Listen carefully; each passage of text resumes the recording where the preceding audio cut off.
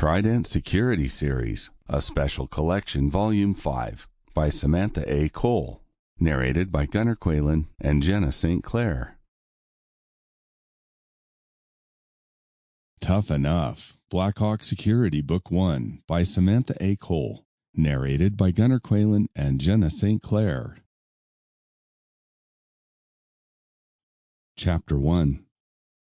Jason Tuff Tanner followed 5 operatives from Trident Security and his boss, Chase Dixon, as they descended the steps of the private jet to the tarmac of the small Albert Whitted Airport in St. Petersburg, Florida.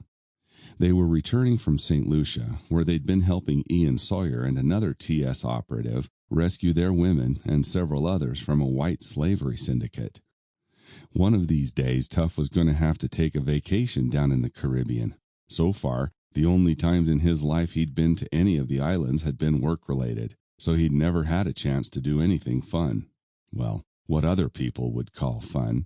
People who didn't get an adrenaline rush from their job, or who weren't retired from any of the elite special ops teams in the military like Tuff and the men he was currently with were. He'd done 12 years in the Army, with 6 of them in the 7th Special Forces Group, which was headquartered at Eglin Air Force Base in the Florida Panhandle. He lived for the missions that required him to use his training, instincts, prowess, and intelligence. When they reached the parking lot, Tuff and Chase, the owner of Blackhawk Security, said goodbye to Marco DeAngelis, Logan Reese, Kip Morrison, Jake Donovan, and Nick Sawyer, Ian's youngest brother. Tuff then turned to his boss. "Anything on the agenda tomorrow?" 42-year-old Chase Dixon was a retired Marine Raider. After leaving his military career behind, he'd started up the private security company. Using his connections, experience, and business sense, he'd built Blackhawk into a thriving enterprise. His reputation was held in high regard throughout the United States and even beyond its borders. The good guys admired him, and the bad guys feared him. Tuff had been working for Chase long enough to no longer be surprised when the man managed to come up with resources no one else seemed to be able to: personnel, weapons, technology, transportation, etc. Whatever his associates and clients needed, Chase was able to provide.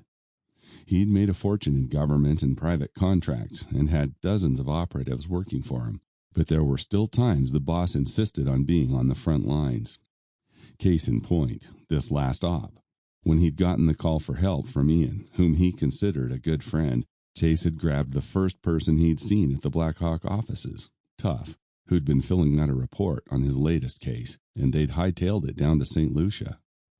Now that the mission was over, the women were safe, a few perverted... Sample complete.